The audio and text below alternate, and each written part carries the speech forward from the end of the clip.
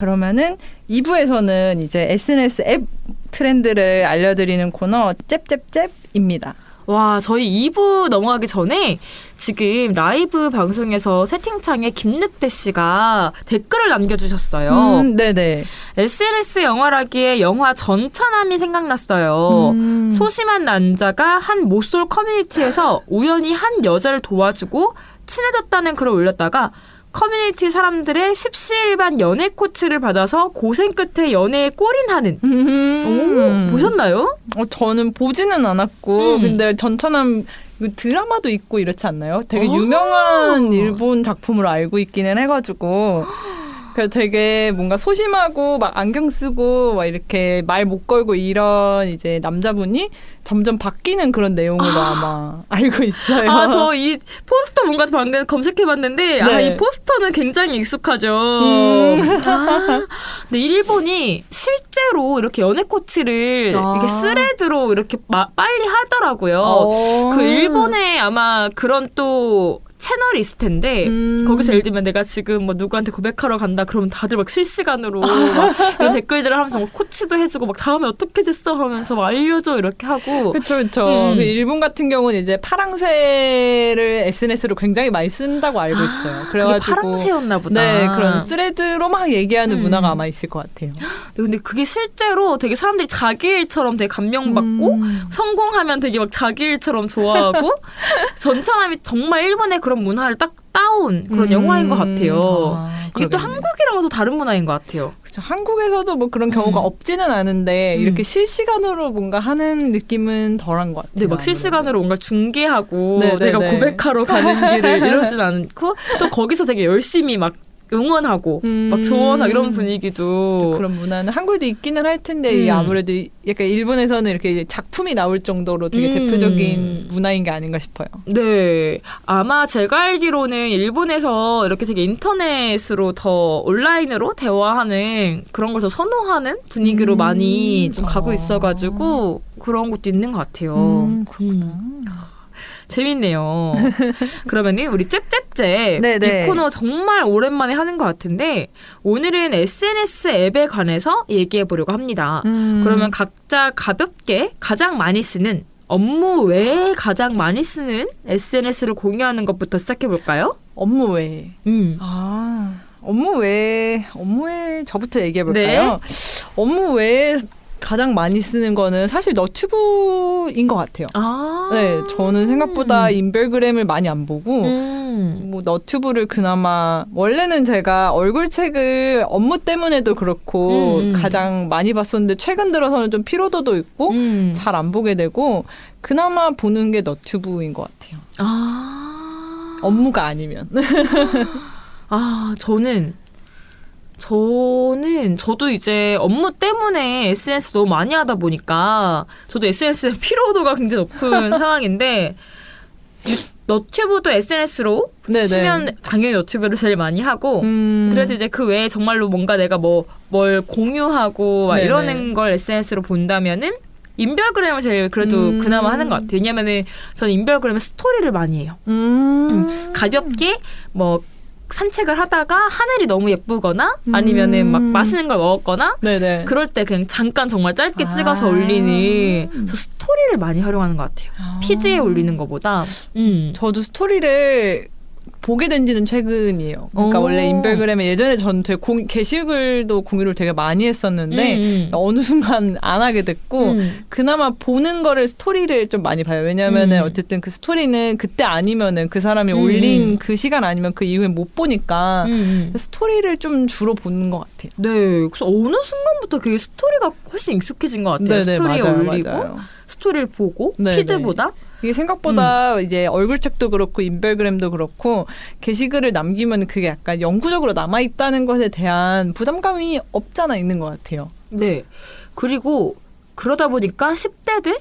Z세대들이 그 사이에서 스냅땡이 떴던 게 사실은 스토리 기능 때문이었잖아요. 24시간을 소멸하는. 그렇죠. 그래서 아마 그런 문화들이 우리도 점점 익숙해지지만 훨씬 더 다음 세대들은 훨씬 그게 익숙해진 그리고 그걸 더 선호하는 그렇죠. 네. 실시간성을 아무래도 좀 더 선호하는 것 같아요. 그러니까 단순히 막 짧은 포맷을 선호한다기보다는 실시간으로 뭔가를 한다에 대한 선호도가 되게 높은 것 같아요. 네, 그리고 그게 이제 영구적으로 기록에 남느냐 아니면은 그냥 잠깐 뭐 나 한 24시간 정도만 보여주고 싶어 사람들한테 그거냐 그런 차이도 있을 것 같아요. 왜냐하면 인터넷에 게시글로 올려버리면 네네. 그건 정말 어떤 영구성이 그래도 그쵸, 있는 그쵸. 거고 그런데 스토리는 진짜 좀 가볍게 내가 올릴 수 있으니까. 요즘에는 너튜브에도 스토리를 되게 많이 올려요, 사람들이. 네, 그래서 저도 너튜브도 생각보다 짧은 근데 3분, 5분짜리 영상이 있어도 스토리를 봐요, 너튜브에서. 근데 진짜 몇 초짜리 막 강아지 짤 나오는 그런 스토리 보거나 연예인 나오는 스토리 보거나 스토리들은 결국 뭐 너튜브든 인별그램이든 어디든 다 비슷하거든요. 얼굴책 스토리도 되게 비슷하고 그래서 결국은 어떤 앱을 더 많이 쓴다라기보다는 요즘에는 그냥 짧게 보는 그런 스토리를 많이 보는 것 같아요. 이게 또 현대 사회의 변화 흐름과 관련이 있을 것 같은 그런 느낌이 드네요.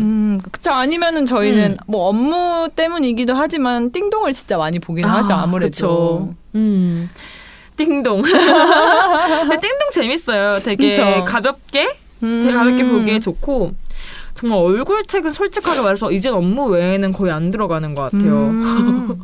얼굴책이 어느 순간 비즈니스를 하는 사람들의 PR 장소로 바뀐 아무래도 느낌도 그런 있어요. 느낌이 좀 있죠. 그래서 저는 반대로 사람들이 뭐 비즈니스 얘기를 하거나 이런 거 그냥 팔로우하는 용도로 눈팅만 하게 되는 맞아. 느낌이 종종 있고 뭐 그나마 이제 Z세대 분들이 얼굴책을 많이 쓰는 이유 중에서 하나는 그거라고 하더라고요. 영상을 보는 기능이 광고를 없이 볼 수 있어서 그래가지고 얼굴책을 많이 쓰고 그다음에 얼굴책이 자동 재생이 되거든요. 동영상이. 잘 해놓으면은 소리를 안 켜고 자동 재생이 될 수 있어서 그래가지고 이제 얼굴책에서 영상을 많이 본다는 기사를 봤었어요. 하긴 또 되게 얼굴책에서 되게 공유가 많이 되면 폭발적으로 막 공유 수가 일어나고 그렇게 하잖아요. 그렇죠. 그래가지고 막 얼굴책이 이게 연령대나 이제 하는 일에 따라서 완전히 그냥 다른 식의 SNS로 쓰이는 것 같아요.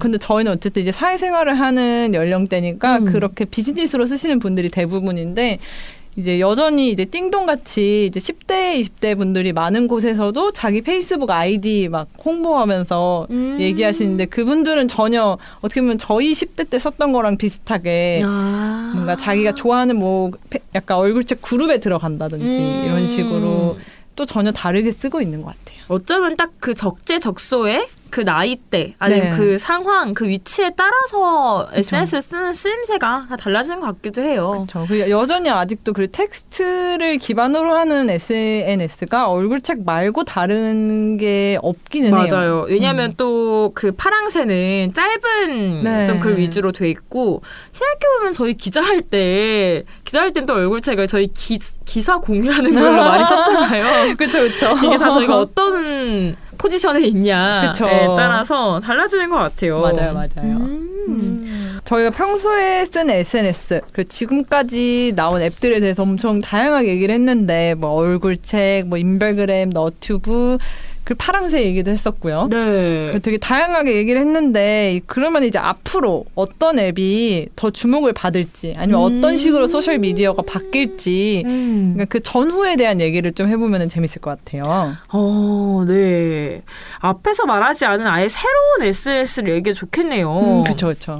일단 저는 당장으로는 조금 더 미래성이 있다고 보는 게 띵동이기는 해요. 왜냐하면 띵동이 거의 지금 다운로드 이런 게 훨씬 막 수요도 높아지고 그런데도 아직은 좀 블루오션 같은 느낌도 있어가지고 왜냐면 띵동이 거의 10대들이 제일 많이 하다 보니까 그 외의 연령대까지 끌어온다면 훨씬 미래성이 있지 않을까? 네, 그런 생각을 하고 있고 어떤 면에서 10대 분들이 좀 띵동을 많이 쓴다고 생각하시나요? 저희가 봤을 때는 일단 쇼폼 호흡이 짧다는 거.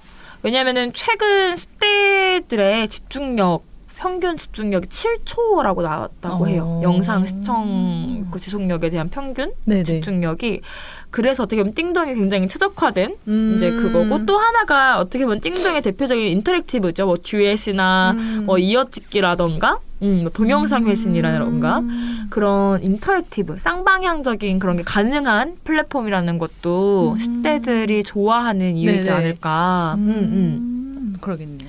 네. 저는 되게 반대로 약간 이렇게 생각을 해봤었어요. 뭔가 완전 새로운 소셜 미디어를 표방하는 새로운 앱이 나온다기보단 기존의 어떤 앱이 소셜 미디어화 되는 것이 많지 않을까라는 생각이 들었어요. 근데 댓글이 왔어요. 네. 유현우님이 이번 달 추석과 한글날 연휴가 끝나고 거리두기 1단계 완화 시점에 사망 뉴스가 연이어 나와서 너무 안타까웠다.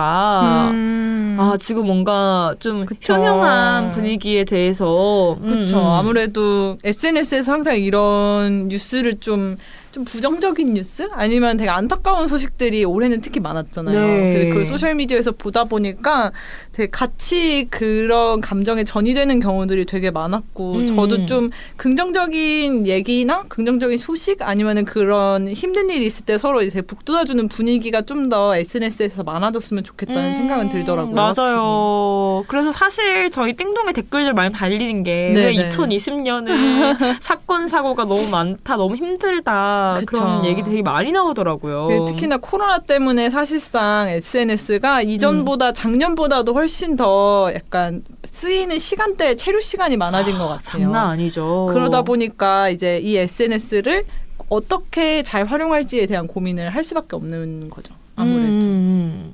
여기서 제가 봤을 때는 SNS의 역할이 진짜 더더욱 커질 것 같아요. 맞아요. 그 되게 많은 사람이 모이는 많은 앱들이 결국 SNS화 될 거라고 저는 생각을 해서 예컨대 이제 띵땡이라고 여자분들이 이제 서로 이제 약간 매칭을 하려고 만나는 앱이 있잖아요. 데이팅 앱이 소셜 미디어화 될 거라고 저는 많이 생각을 해요. 이미 소셜 미디어의 역할을 어느 정도 할 뿐더러 이제 사람들이 어쨌든 모였고 이제 그 띵땡 앱의 미래가 이제 SNS를 어느 정도 표방하고 있다고 생각을 해요. 예컨대 이제 띵땡에서 작년부터 이제 밀고 있는 것 중에서 하나가 틴땡일까요? 네네네.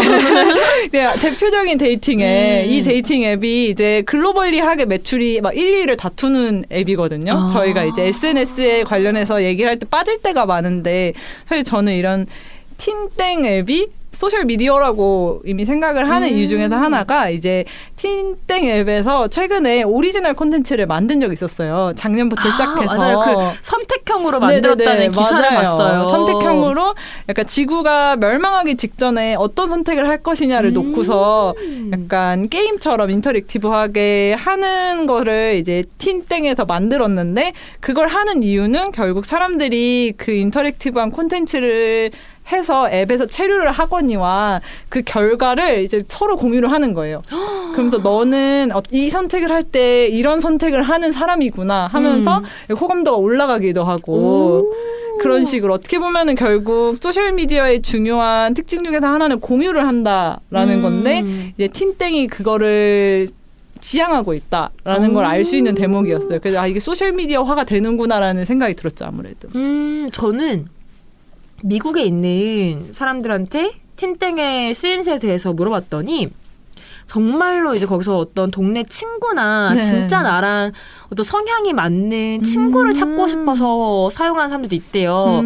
왜냐하면은 굉장히 카테고라이징이 잘 돼 있다고 해요. 예를 들면 종교가 뭐고 관심사가 뭐고 그쵸. 이런 것들이 다 되면은 그걸 다 자기의 그런 프로필을 입력을 하면 그 매칭이 좀 추천이 되는 그런 것도 있어서 맞는 사람들끼리 그쵸. 그래서 정말로 그냥 단순히 막 뭐 애인을 만나고 싶다거나 그런 게 아니라 진짜로 어떤 친구를 만들고 싶어서도 사용이 되고 저 사실 데이팅 앱 입장에서는 데이팅만 매칭을 해준다라고 하면 한계가 있거든요. 왜냐하면 데이팅 매칭이 되면 앱을 이탈하게 되잖아요. 그렇죠. 그러니까 앱 입장에서는 데이팅 앱이지만 또한 데이팅에 머물러서는 안 된다는 그런 확장성의 이슈가 있기 때문에 말씀하신 친구를 꾸준히 만나기 위해서 이제 이 앱에 들어와야 된다.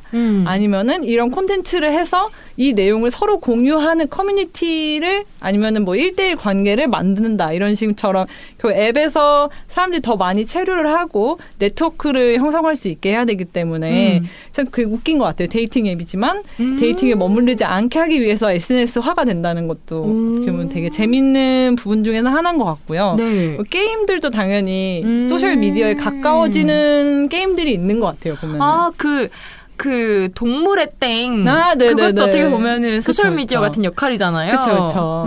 그것도 있고 최근에 이제 Z세대 분들이 많이 하는 로블록 땡도 맞아. 아무래도 소셜 미디어 역할을 하고 있죠. 마인크래프트 땡도 그렇죠. 그리고 포트나 땡도 이제 어떻게 보면 다 그런 류로 네네네, 만들어지고 맞아요. 있네요. 포트나 땡이 이제 한국에서는 많이 유명하지는 않지만 이제 미국 영미권을 포함한 곳들에서는 거의 소셜 미디어처럼 쓰이기 때문에 그래서 굉장히 뭐 예컨대 뭐 BTS가 이제 포트나 땡에서 포트나 땡 중에서 이제 게임을 하는 구간이 있고 게임이 아니라 그냥 자기들끼리 모이는 그런 소셜한 구간이 또 따로 있거든요. 거기서 막 BTS가 뭐 뮤직비디오를 최초 공개한다든지 뭐 콘서트를 한다든지 맞아, 그런 식으로 많이 아무래도 올해는 콘서트를 열기가 쉽지 않으니까 이런 게임에서 콘서트를 뭐 개최한다던가 이런 경우들이 종종 있었어서 게임이 원래도 사람들이 모이는 공간인데 그게 좀 더 되게 공식화되는 느낌이에요. 네, 어떻게 보면은 가상 세계라고 하죠. 근데 가상 세계의 그런 빌리지나 이런 타운들 정말 거기서 이제 일어나는 어떤 SNS화가 게임에서 제일 먼저 일어나지 않을까. 그렇죠. 이미 그렇게 되고 있는 것 같고 이게 점점 더 이제 늘어나면 늘어났지. 그러니까 게임은 게임이고 뭐 SNS 앱은 SNS 앱이고 이게 따로 있는 것 같지는 않아요. 그리고 저는 지금은 없는 앱이지만 앞으로 생겨날 거라고 생각을 하는 게 어떻게 보면 지금 너튜브가 방송국화가 됐잖아요. 네네네. 방송국들도 다 들어와 버렸잖아요. 전 제2의 너튜브가 나타나지 않을까 싶습니다. 왜냐하면 결국은 너튜브도 방송국 기존 방송에서 정말 새로운 걸 찾는 새로운 그거 컨텐츠 원하는 사람들 때문에 너튜브가 잘 됐었고 근데 이제는 또 너튜브가 방송국화가 됐기 때문에 또 이제 그런 반란이 한 번은 나타나지 않을까. 어디서 나올까요? 그러게요. 저는 최근에 뭔가 엄청 가까운 이제 시일은 아니지만 AR이나 VR 쪽에서 분명 재밌는 일이 생길 수 있다고 생각이 들더라고요. 옛날에는 아니 그 2014년 15년도에는 진짜 너무 뻥이다. 이게 뭐 어떻게 되냐. 기기를 아무도 쓰지 않는데 이런 말들이 있었는데 사실 게임이 소셜 미디어화 된다면 저는 그 다음 스테이지는 VR이 소셜 미디어까지는 아니어도 점점 보편화될 수 있는 영역이 된다는 생각이 들어가지고 이게 게임이 소셜 미디어화 되는 게 어느 정도 보편화되면은 그 다음은 이제 새로운 걸 찾는 사람들이 이제 VR이나 AR에 대해서 생각을 하겠구나. 거기서 이제 만나게 되면은 되게 또 새로운 네트워크가 형성이 되겠구나라는 생각이 들어요. 저희도 이제 VR을 열심히 지켜보고 있어야겠네요. 아니 지금 너무 우리가 재밌게 얘기해서 벌써 끝날 시간이 됐어요. 오늘은 처음으로 저희가 또 생방송을 진행을 해서 그러게요. 우리 지금 시청자분들과 함께 해가지고 더 재밌었는데 다들 오늘 방송 어떠셨는지 너무 궁금합니다. 그러게요. 어떠셨는지 궁금하네요. 네, 시청자분들 오늘 방송 어땠는지 댓글로 달아주세요. 그럼 찐이 먼저 들어볼게요. 찐이는 첫 생방을 했는데 어땠나요? 네, 뭔가 되게 아무 말 대잔치 항상 했듯이 한 것 같기도 하고 녹화 방송할 때는 좀 횡설수설 엄청 길게 얘기했는데 확실히 생방송을 하니까 엄청 컴팩트하게 얘기를 하게 되는 것 같아요. 아무래도. 그리고 이게 얘기를 하다가도 댓글이 달리면은 뭔가 댓글을 읽게 되고 되게 즉석해서 저도 그 생각을 얘기하게 되고 이런 게 되게 새로운 어떻게 보면은 저희가 그동안 계속 오늘 얘기했던 인터랙티브 소셜 미디어의 되게 핵심 중에서 하나인 인터랙티브의 요소가 아닌가 생각이 들어요. 오, 지금 김늑대 씨가 즐거웠습니다. 약간 낯선 보는 라이브. 정말 이 긴 시간 또 함께 해주셔서 너무 감사해요, 김늑대 씨. 감사합니다. 네, 감사합니다. 그리고 정말 지금까지 방송 봐주신 모든 분들 너무너무 감사해요. 가연님의 생방 처음 해보니까 어떠셨어요? 저도 댓글을 보면서 하니까 너무 좋았어요. 왜냐하면 사실 라디오라는 게 이게 정말 전파로 나가는 거니까 네네. 누가 듣고 있을까? 우리의 방송을 듣는 사람은 어떤 사람일까? 어떤 생각을 하면서 듣고 있을까? 그런 되게 막연한 느낌도 있잖아요. 근데 오늘은 그쵸. 정말 실시간으로 우리 이제 청취자분들의 의견을 들을 수가 있어서 네. 너무 재밌었습니다. 앞으로도 재밌었습니다. 종종 해야겠네요. 그러게요. 재밌네요. 네. 그러면은 뉴즈 앤 더 시티 마치겠습니다. 찐이가 작가이자 DJ로 수고해줬고요. 저는 뉴즈의 가연이었습니다. 뉴즈 앤 더 시티의 찐이었습니다. 하나, 둘, 셋.